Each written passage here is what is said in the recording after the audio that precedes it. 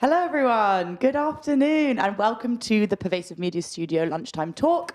These talks are live every Friday at 1 p.m, both here in the building or live online. So if you're in Bristol or if you're far away, hello online people, you can join in the conversation. My name is Zoe, I am a white woman with blonde hair and I'm wearing like blue jeans and like quite a bright orange cardigan. Every Friday, we throw open the doors of the Pervasive Media Studio for Open Studio Friday, where we offer you the chance to spend time in the space by hot desking alongside our residents and staff from 10 a.m. to 5 p.m. And especially big welcome to those who are new in the studios. Anyone new? Give us a wave. Hello and welcome. Welcome to the studio. So what is the Pervasive Media Studio? We're a diverse and collaborative community exploring creativity and technology, with everything from comedy to coding and product development to performance art. It's a partnership between Watershed, University of the West England and University of Bristol, and we offer studio space, desk space, meeting rooms, events, opportunities to our residents as part of our spirit of generosity and mutual exchange. We're a space for people to take risks with embryonic ideas and make time for collaboration. Quick bit of housekeeping, a lot of you have heard this before, but feel free to move around the space. You can make a cup of tea or grab a glass of water in the kitchen over there. And there's a quiet space just to the left over here, which you're welcome to use at any time if you need to take a break. Fire exits are at either end of the studio, and one of the studio team will direct you to them. Studio team, can you give a wave? And also me. And there's accessible toilets, and baby change can be found in the corridor next to the kitchen.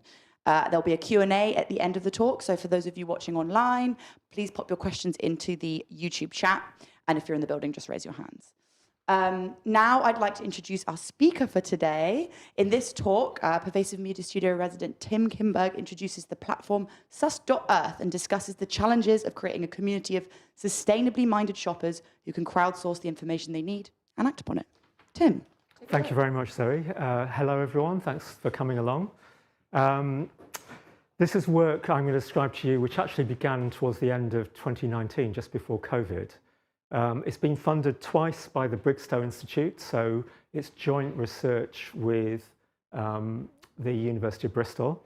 My colleagues Fiona Spotswood can't be here, Jennifer Daniel and Chris Preist. So we did the background consumer research together, and I, with a bit of help, have built most of the platform itself. So I'm going to talk to you about something which has been a long time in the making. 2019, I decided I was only going to work on sustainable projects to do with sustainability. End of 2019, we got the first round of Bristow funding. 2020, COVID happened, so something that was supposed to take 3 months took all of 2020. Then COVID and life happened. Then I basically picked this up last year.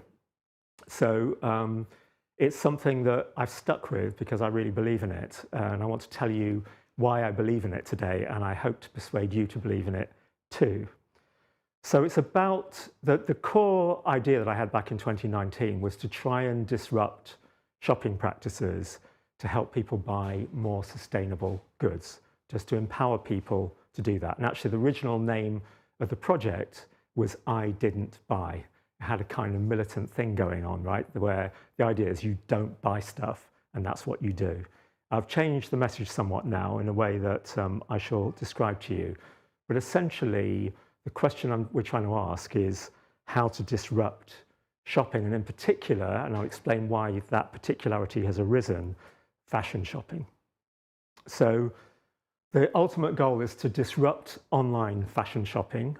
We don't have anything currently to say about offline, physical fashion shopping. I'll explain why that's still a significant thing to address. And then twofold goals, which are part of that, to empower us to make more sustainable choices. Notice that I don't say buy more sustainable things, because actually the best thing is not to buy, right? The best thing is to go out for a meal with your friends or you know, make something. Okay, but insofar as you are making purchasing choices to make those more sustainable. And the flip side of that, it's a bit more of a dialogue-oriented framing than I didn't buy, is to motivate brands to make more sustainable goods. Because ultimately, that's what we want, right?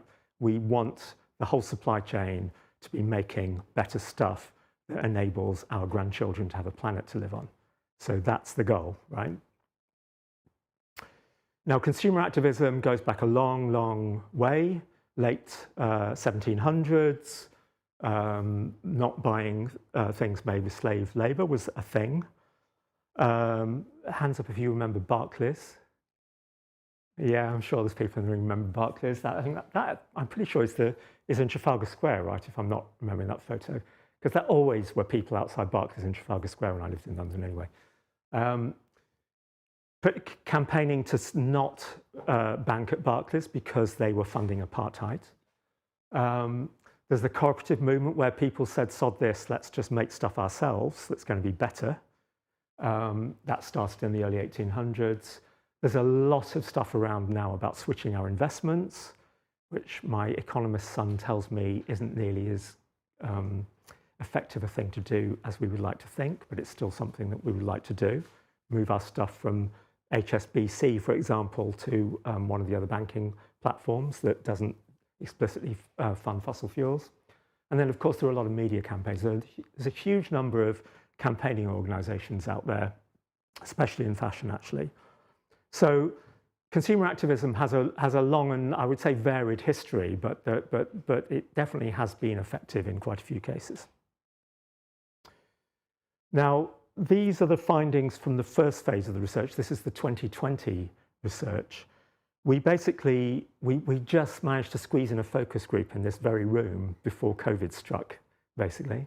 So we had one physical focus group, but then we had to resort, of course, we were all learning how to do online at that point, but we did online interviews with the people that we had 36 people recruited as sustainably minded people, right? At no point in this research have we been looking to convert people who aren't already sustainably minded.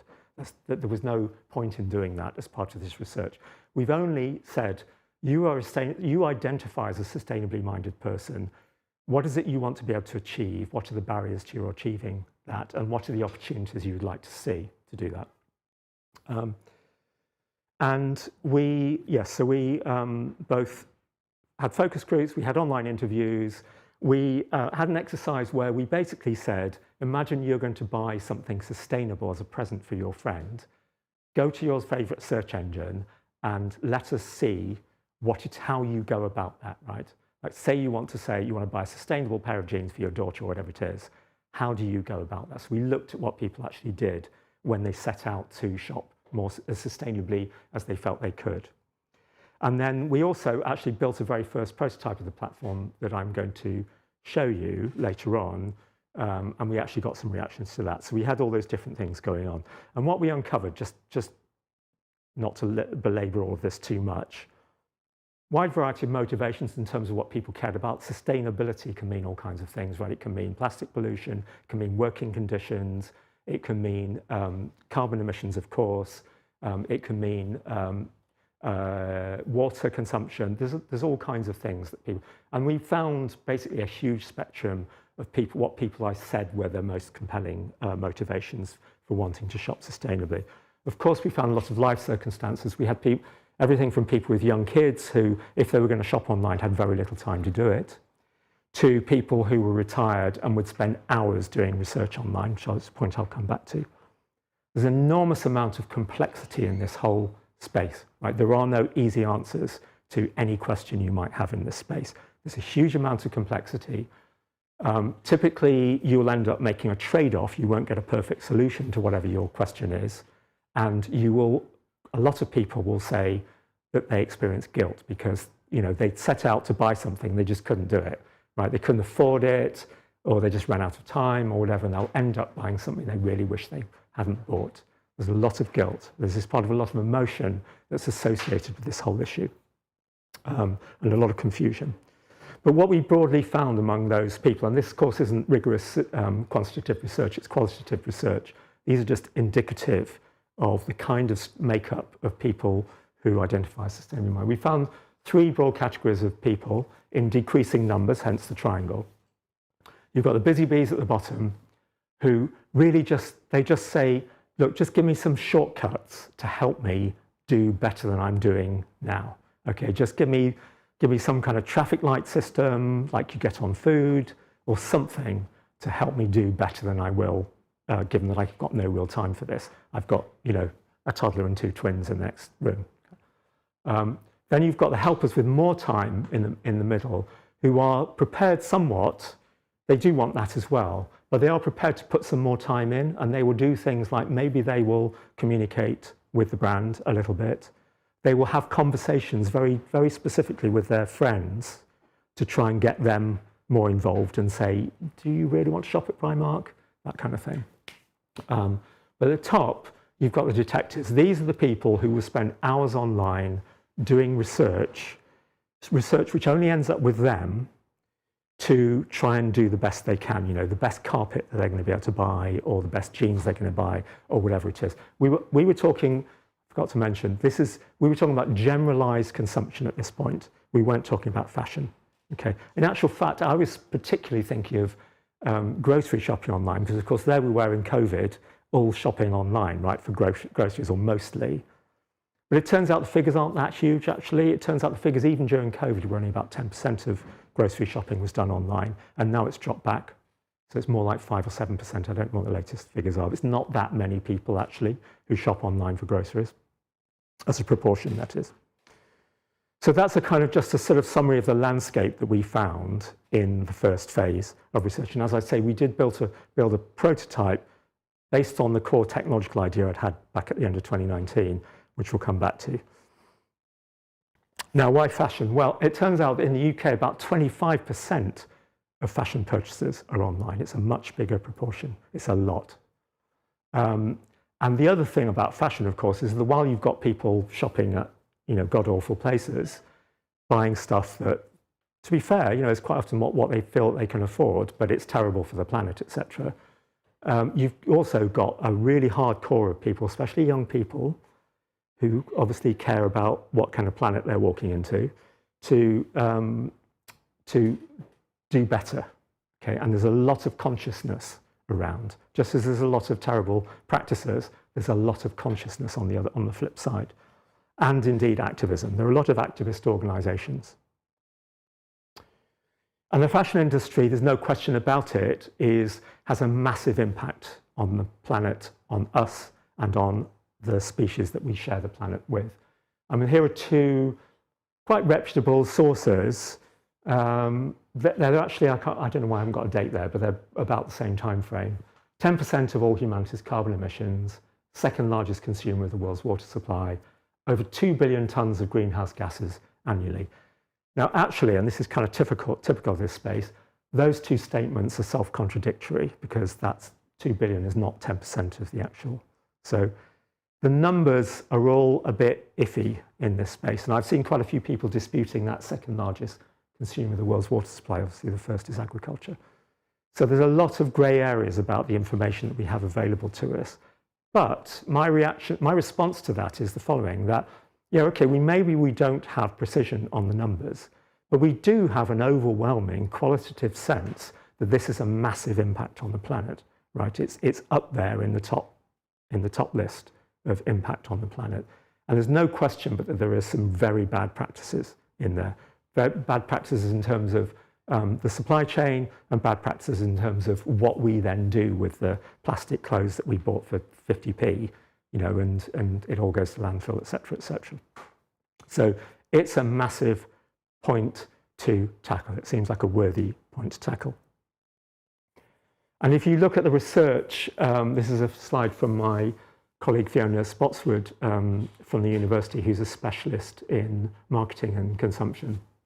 She's done a lot of research into this. Online shopping expands choice, increases the efficiency of consumption. I mean, guess whose language this is? Expands information and drives consumerism, right? I mean, it's a capitalist dream, right? Is online shopping. Lots of costs get reduced and they amplify consumption. And sustainability, if you look at the broad case, simply isn't built into online shopping. Fashion's culturally ingrained, we'll keep coming back to this. Drivers to be fashionable outweigh drivers to be sustainable or ethical. Fit, comfort, price performance ratio, quality of higher relevance to consumers than sustainable attributes when shopping online.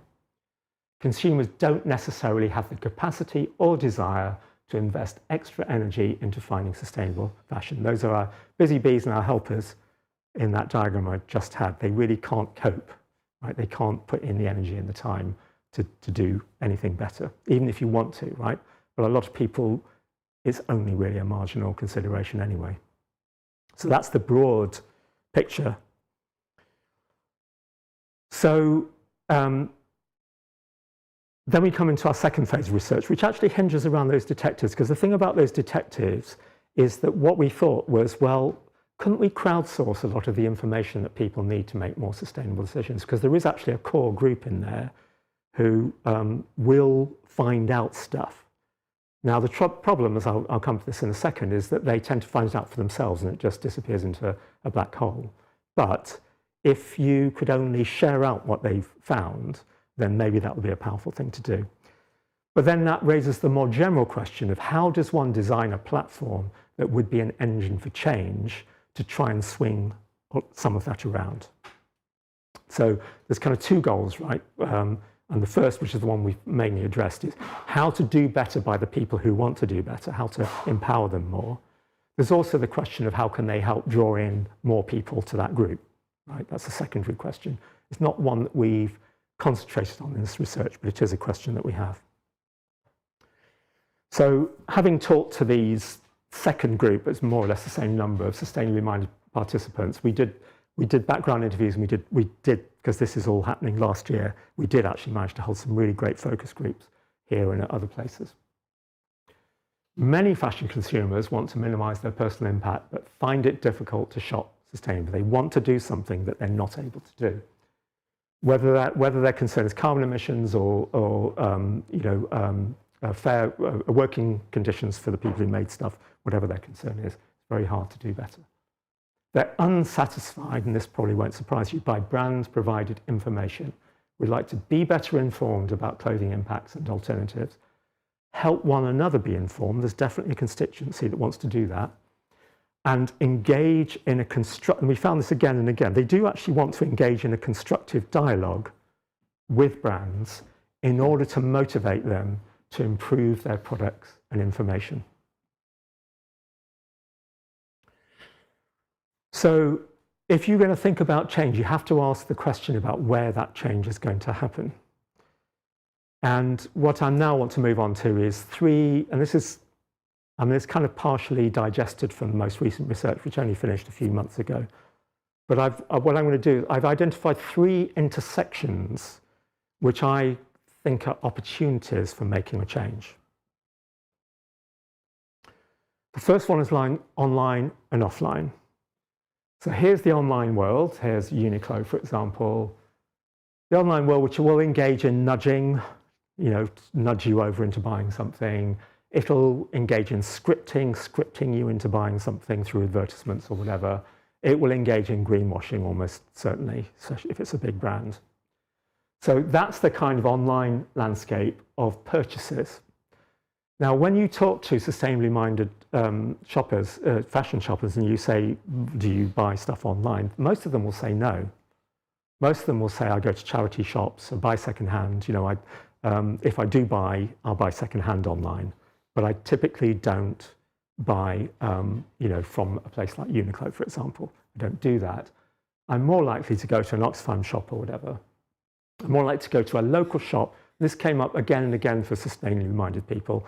The desire to try and buy locally there's partly a kind of air miles type thing about that, although, if you look at the supply chains, it's a bit more complicated than that, right? About whether it arrives in a van that's also got lots of other stuff in it, or whether you walk to the corner charity shop. It's a bit of a complicated calculation, actually, but that people have that sort of imperative.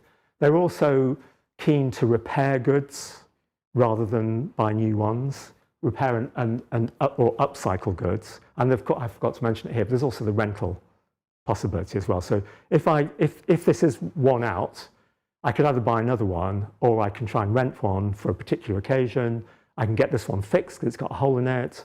If you go to, I'm going to go there soon, actually. Sparks, the new place, they've got regular workshops to learn to fix your clothes. Or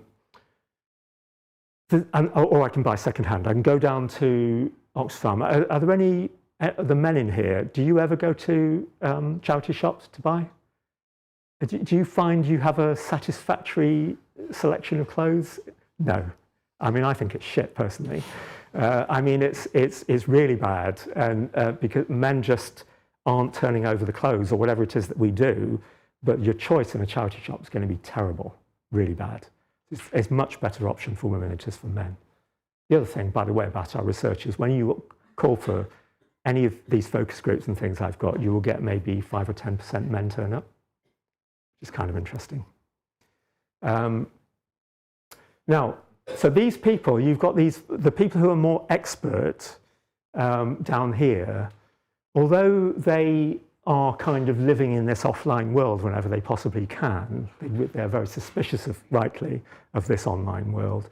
They do go to online to do certain things, namely to do research and to search, right? Because, well, you just do, right? I mean, you may just go down to a charity shop and take potluck, or you may, do some research, find you really want to buy something by this brand and try and find it secondhand somewhere, and it might not be your local charity shop. So there's a lot. So this is an important intersection, right? If you can bring these people's knowledge into this space, you will have achieved something, right? Instead of it just stays with them. So there is an intersection there that's important, and that's the question: how can we share this individual knowledge, and what do we think about whether people will trust this knowledge that's coming from individuals that they've never heard of before? There's also this value tension. So even people who, like pretty much lots of people love clothes, right? It's not like buying a pound of sugar or whatever it is, right? It's something that's important to your identity. There's a lot of emotion bound up in it. There are very strongly held aesthetic choices that people make when they buy clothes. It's generally not all about sustainability. It's a lot of it about what one of our focus group participants called the scroll, right? She loves to scroll because there's all these beautiful clothes that go past her when she does the scroll. There's even one really interesting person who said she'll do the scroll, but she will only scroll on really expensive shops because then she can't possibly actually buy any of the things that she loves. Okay, so there's the scroll.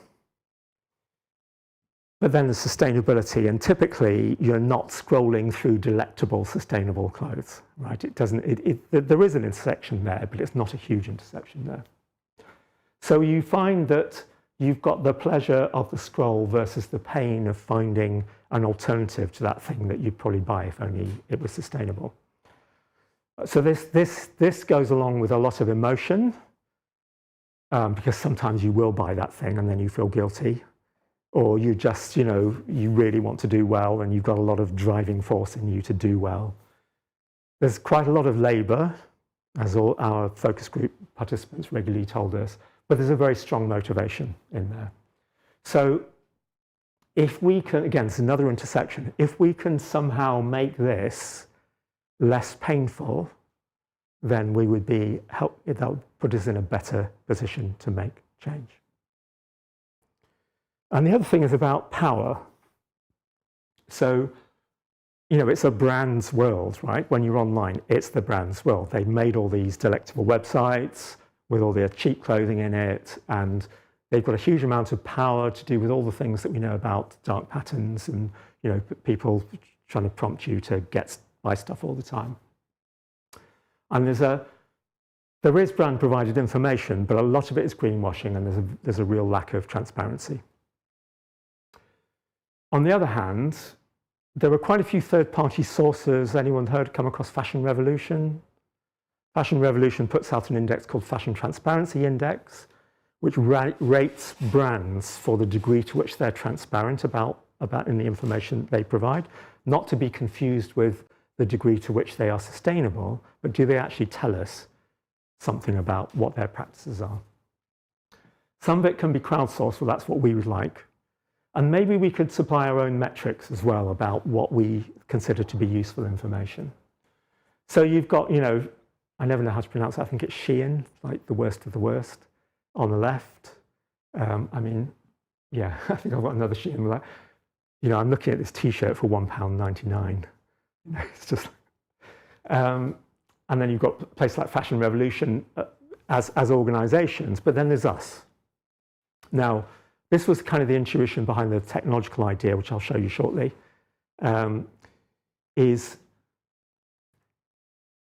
if we could actually put the information that people would need actually online, right next to the things that people are thinking about buying, if we could occupy that territory that belongs to the brands, then we might have a chance of making an intersection where you can bring the information people need to the point where they need it.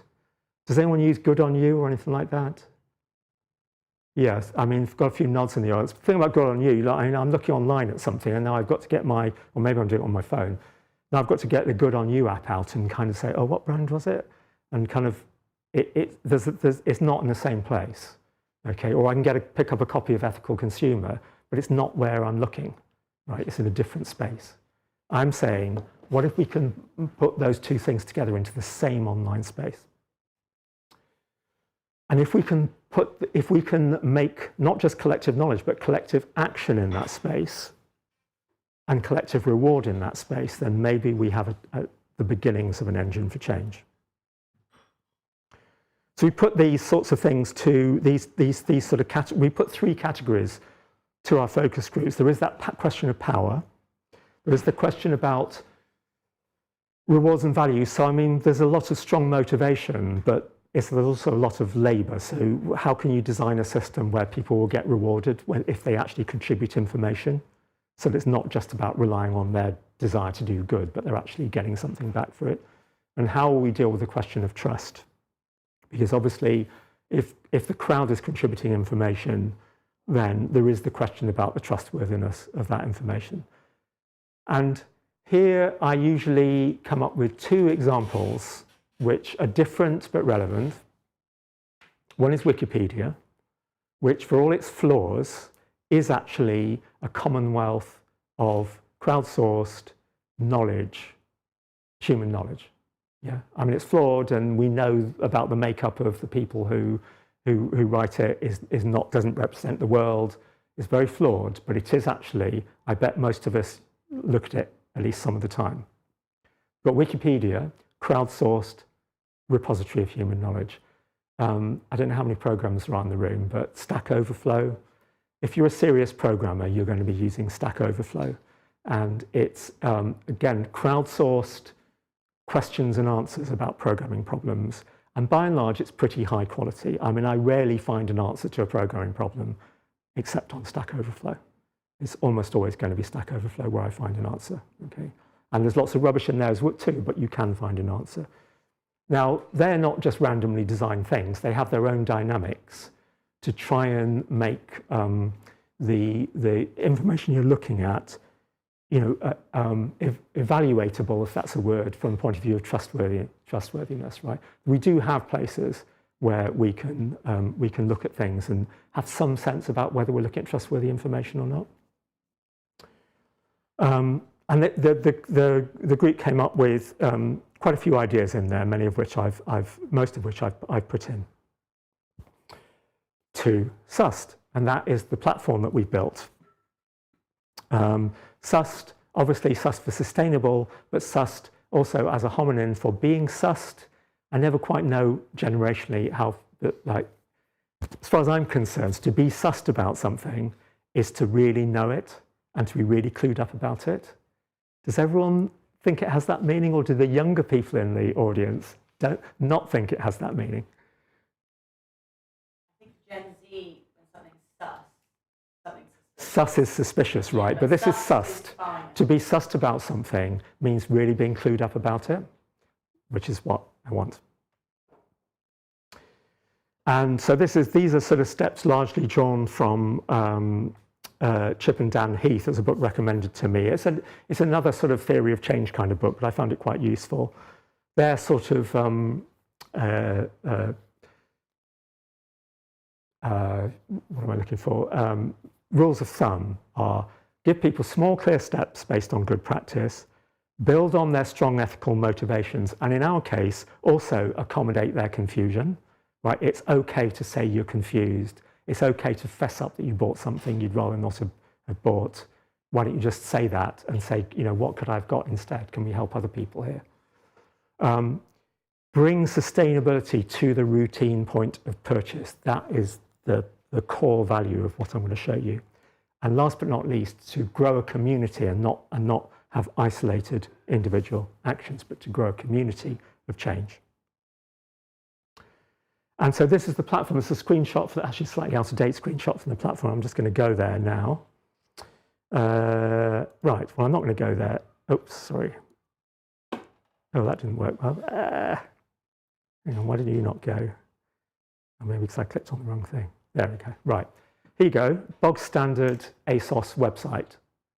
Right, I'm not playing any tricks here. It's just the standard website. Let's do a search. Hopefully the gods are with me and this is going to work, because typically I'm going to buy a shirt. It worked. Okay, I don't know whether you saw, but these buttons popped up against, that is not part of the ASOS website. That's the SUST browser extension, which runs an algorithm to locate the products in an e-commerce web page. I come down, it'll keep doing that. And it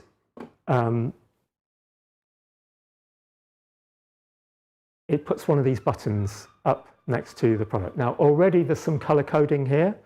The top bit is a traffic light representation of Fashion Revolution's transparency index for ASOS. Okay, I think we can find out what it is. It's 5 out of 10, so I can't even read my own screen in this thing, 5 out of 10. And then the living wages paid score, the red, for that brand is, from the Clean Clothes campaign, is 0. Okay, so all of this stuff that's made by ASOS is coming up as red, and it's coming up as amber for transparency. If you can, usually there's more than, either I don't know. It's grey if I don't know. I'm just looking for something that isn't ASOS and I can't see anything there. Usually there's like on ASOS, the reason I choose ASOS is there's more than one brand, but it's all ASOS, isn't it? Okay, but you can see that that's what it's doing there. I can, I've got greying products on, so if I, oh dear, that's not going to work for me. Okay, what should happen? Sorry? Oh, there is new look. Okay. Yes. Let's have a look. Oh, I seem to have broken it. Let me see. I'm not even sure I've got. Yes. Okay. I don't know why it stopped there. Okay. I've broken something, but you get the idea. I don't know why. Let me reload this page and come back to that Jack and Jones.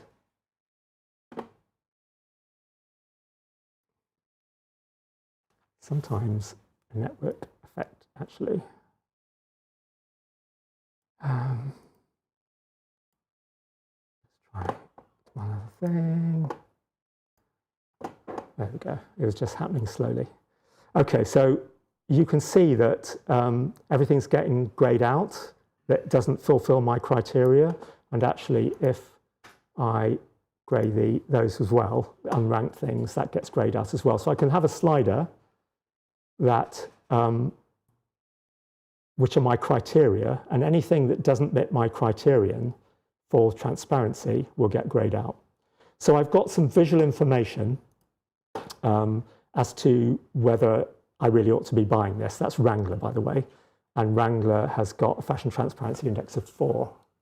Okay, it's slightly more towards the red. Now, If I'm a busy bee, I might just look at that color coding and just decide whether I'm going to buy anything on this page. If something comes up green, I might be more inclined to do it. If I've got a little bit more time on my hands, I might click on one of these things, and a pop-up comes up with some different sections to it. So I've got, this is the product I'm thinking about. If I click on SUST the product, I will go to the website, which has a dedicated page for that product, where I can do things like upvote and downvote this product for quality and sustainability. I can do something called stitching. I need to log in, but I can do something called stitching.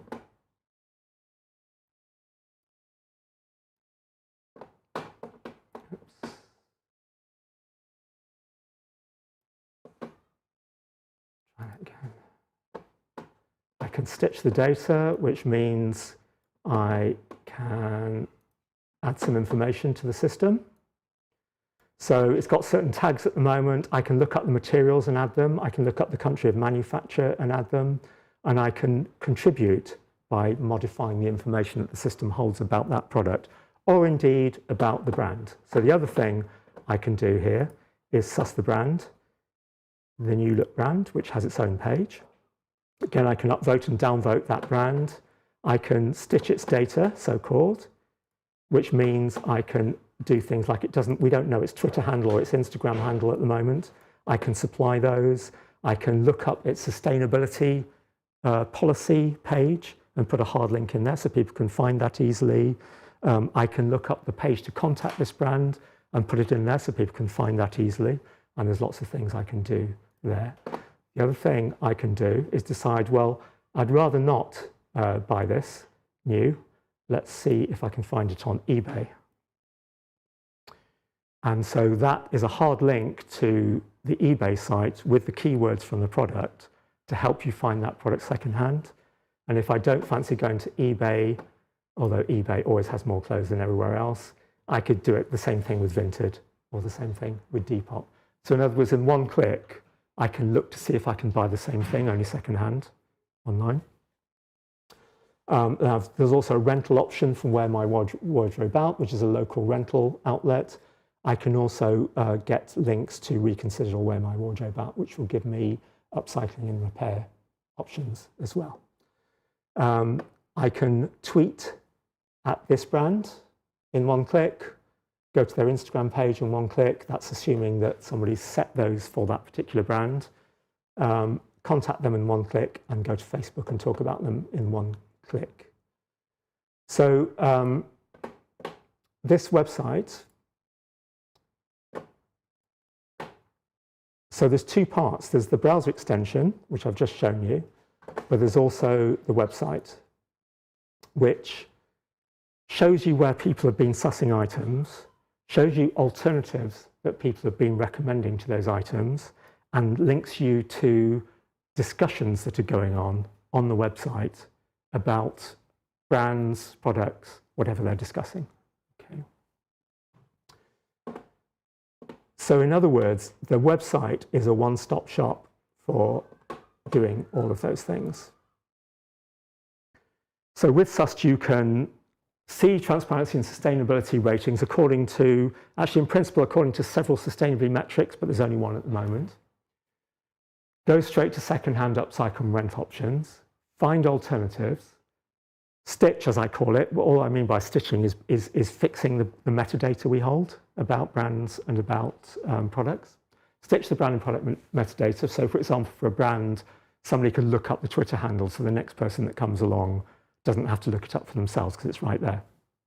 Or look up the materials that something's made of so that people don't have to check that for themselves. They can publicly ask a brand a question. So people will ask brands questions, but it's a private act. The difference here, just give you an example. Let's see.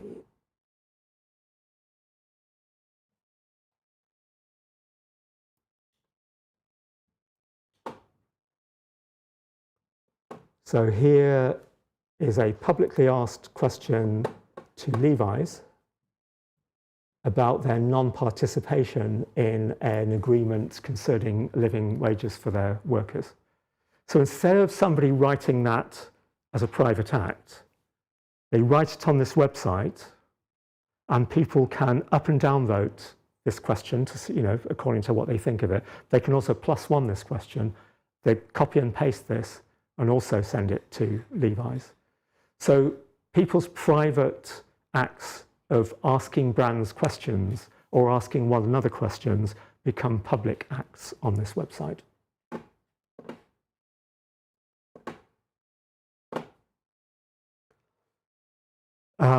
So yes, you can publicly ask a brand a question, you can publicly ask the crowd a question, you can answer questions, you can upvote and downvote the posts, the products and brands that you see there. And this is one of the integrity mechanisms, right? So if people find something written there useful, it'll get upvoted. So you can look at the number of upvotes to see how valuable or not somebody's contribution is. And if you're familiar with Stack Overflow and websites like that, that's one of the core mechanisms that happens there. And last but not least, you can be part of a community for change. Now, I have literally only just made this website public, so I don't have a community for change. But what I want to raise with you is how I'm going to get that community, because I believe that the information that we need to make sustainable decisions should be part of our digital commonwealth, should not be behind a paywall any more than Wikipedia is behind a paywall. If you look in this space, like good on you, they've got tons of fantastic information, but they'll charge you a huge amount of money for using it. Ethical consumer, again, that's their business model, is to only give you certain information if you pay them for it. I want us to gather that information and crowdsource it and make it publicly available. Now, there's no way that we are going to be able to find out things like how many carbons of carbon dioxide went into the manufacture of this shirt, right? I mean, arguably, that's difficult even if you're the manufacturer of this shirt. But then you have to ask yourself the question, well, how much do we really need to know? I mean, is for example, knowing the country of manufacture, where you broadly have a sense of what the working conditions like, knowing what the material it's made of is, knowing where it came from, there are certain heuristics you can apply that in principle are publicly obtainable, which probably suffice to make perfectly good decisions that are way better than not making those decisions at all, right? So we don't need precision. And the question is, how can we try and clean the data we've got as much as possible in order to have good enough data to make much better decisions? And also to be able to persuade other people about the badness of some of the purchases that they're making. So that's my belief, that it should be part of our digital commonwealth, that information. Please join this community. Go to SUST.earth and register, and also sign up for the newsletter. It's principally a tool for, you can browse the website on mobile, but the browser extension, which runs on Firefox and Chrome, is not on mobile. It's only on desktop. Safari is coming soon, although Safari is just a pain in the arse. Do you mean native, or do you mean, so would no, so I can't do anything on a mobile? Yes, so obviously this is basically a web-based technology. So if you've got an app on your phone, obviously I can't get inside that app and annotate things. But it will work on the website. It won't, only because I haven't ported the extension to that or persuaded the owners of those phones, who, as you may be aware, are very fussy about what goes on their phones, that they should have it on. Sorry, I'm not sure. So, will it work just on Chrome? On your phone? No. Right, okay. No. So the repository, the Google repository for extensions for mobile browsers, just as with Apple, is different than the one for desktop. So you'll need to be on desktop at the moment. You can't be on Android or iOS, basically. Okay. Yeah. But I am working on that, just as I'm working on the iOS, on the Safari problem. Safari is just a pain, so it's taking me longer to do it, but it's doable. So if you go there, please do sign up for it. Please just, even if you just have a few spare moments, at least try and use it. Now, I mean, the problem I've got, of course, is I've got a platform with no users, right? And at this point, I remember hearing the people who did Reddit on the radio saying how, I think there was like 2 or 3 of them, they just spent 24 hours a day writing stuff on Reddit themselves to make it look like people were using it, right? There's only one of me and I haven't got 24 hours in the day. But, you know, if you would just try putting something in there, maybe just try adding something to a brand's metadata, stitching the metadata, maybe just try, what's a question you've got that you would really like to air publicly, okay? Just write that question down. Anything you like to try, and then let me know how it was. Okay, please do. And that is my talk, so thank you.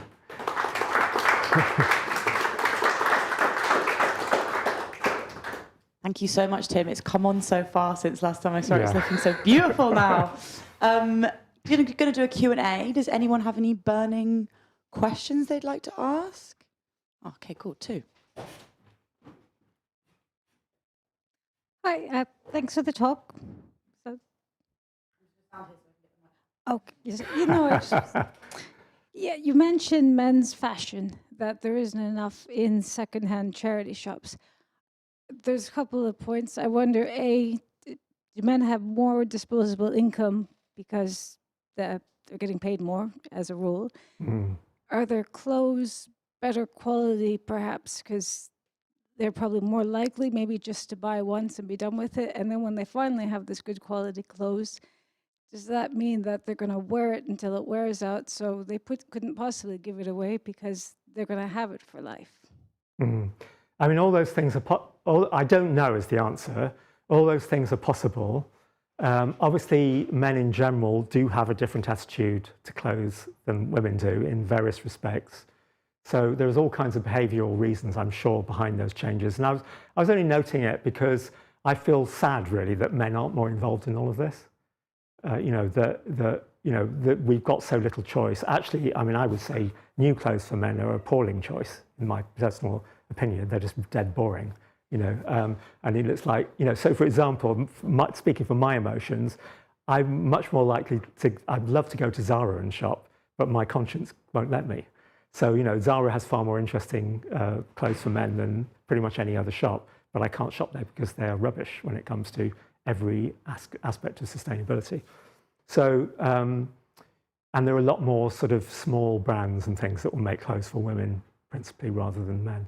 It's just, I was only really sort of mentioning it because really I want this to be 50% about the men doing things and not just mostly the women. That means us changing things in lots of different ways, us as men. Yeah, and also to acknowledge kind of the social pressure on women to look good all the damn time. I've seen you first. Hello, Tim. I think that the extension that you showed was like really impressive, just in terms of like how slickly it integrates with what was already in there. So how does it work with the back end of Chrome extensions? And if these websites saw what you were doing and actually didn't want to play ball, how easy would it be for them to kind of disrupt what you're doing on the back end? Okay, it's very well. Of course, I have thought about this problem, and I can't afford the expensive lawyers to come up with the real answer to that. I mean, my approach to that problem is that there's no point in doing anything that isn't challenging, right? And I am specifically doing something challenging in this space, and those guys and their lawyers could shut me down if they wanted to. But so they can do 2 things, right? They could actually cease and desist. Because at the end of the day, I mean, it's really hard to know for sure, but if you look at terms and conditions on websites, I mean, I am actually, for example, storing the URLs to their images, storing some of the text that's on their website in my own database, right? So I definitely am on questionable ground. It's probably like, I bet you've all come from H&M, haven't you? So, I am on questionable ground from that point of view. But what I would say I've got a statement on the website specifically addressing the brands, actually. I say to the brands, please get in touch with us, right? Because this is for you too, right? Because this is a bunch of people telling you what they want, right? It actually should be informative to you. This is people who care about the planet telling you what it is they would rather buy, right? And you can see if someone suggests an alternative to one of your products, that that tells you something, doesn't it? So I'd rather engage in a constructive dialogue with brands. There are also technological things. So I tried to make it work on vans.co.uk. And it's really funny because it works, all the buttons come up, and then a few seconds later, all the buttons disappear. So they've obviously got some JavaScript running inside their website, which looks for foreign bodies and takes them out, which is kind of interesting. And they could do technological things like that as well. But, there are technological issues. It works on over 30 sites at the moment. I'd like it to work on every site, but the algorithm actually is not designed around any of those sites. It's just an algorithm which will work on all those sites and work probably others too. But I don't know I haven't got the total. We've got one over here. Hiya.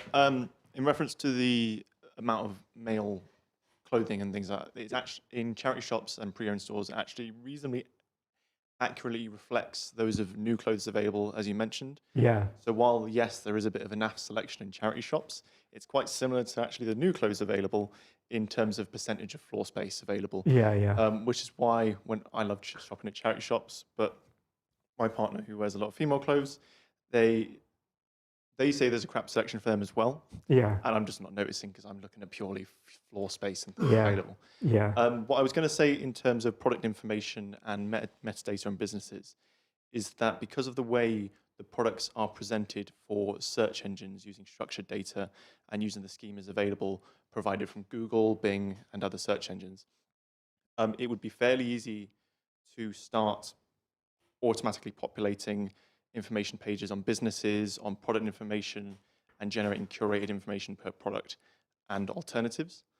But that's not explicitly made available, though. They don't do that.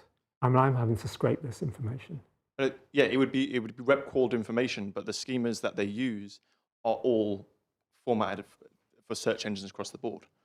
It would be fairly easy to start being able to populate the information. Like, say, for example, Google's structured data knowledge boxes. Most of the businesses do not use them themselves. However, they use structured data from their own platforms to copy it across.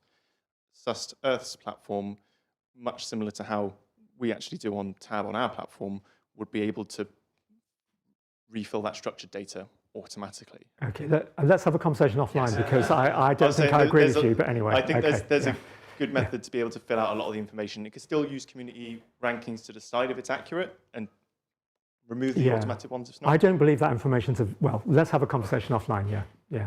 I didn't understand a word of that, but it sounds interesting. Was there any questions online, Emma? Okay, we've got one at the back. Hey, Tim. I think what you've done is really cool. With regards to the tech side of things, did you develop it yourself or did you work with a third party? I guess making the algorithm and... It's mostly me. Actually, there's somebody who contributed in the audience who helped me, but I've done 90% of it, yeah. And what this is all completely alien to me, but what kind of code did you use? I don't really know the tech side of things.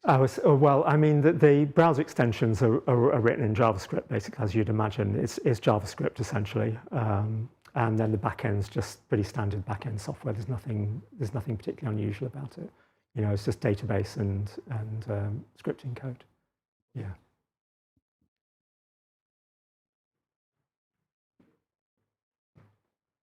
It's sort of a suggestion, but you've put your finger on it that your challenge is, I was thinking about how to make SUST sustainable. And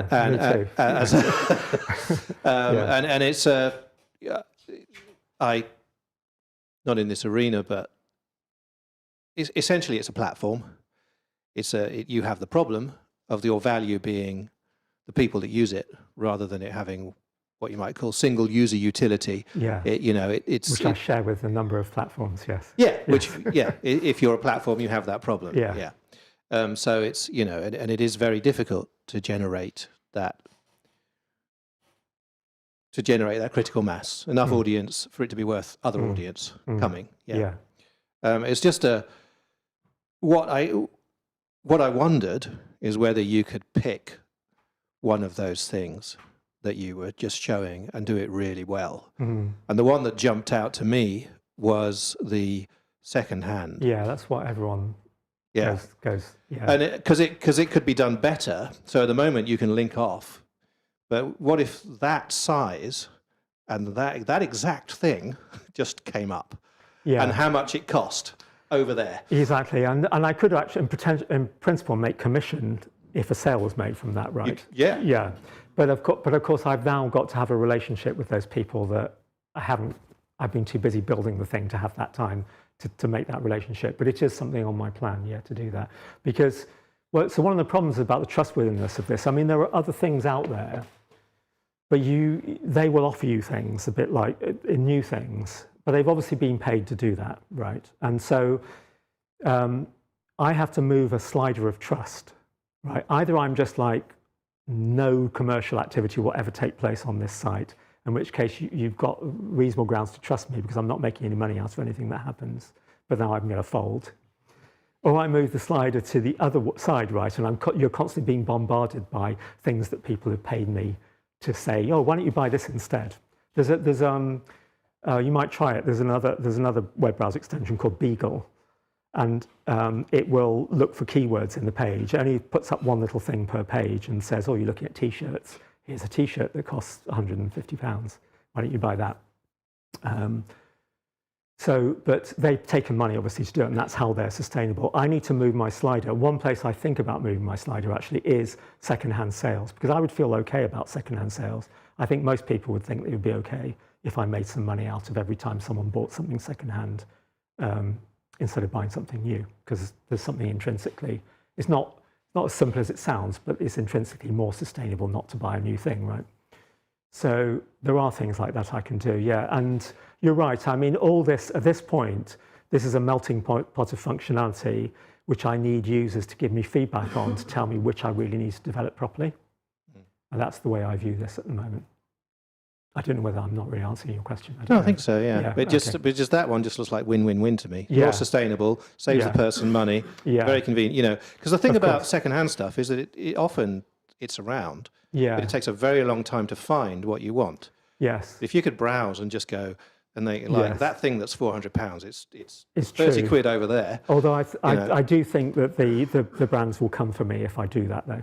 Right. Like at the moment, I'm making it a little bit clunky. Yeah. Do you know what I mean? Whereas if it just pops up, like if I just blat secondhand things all over a shiny new H&M thing, they're probably going to come for me. Yeah, So, interesting. Yeah. Yeah. I think you can handle them, Tim. Another thought. I don't know Last whether question, and then yeah. we'll have to end.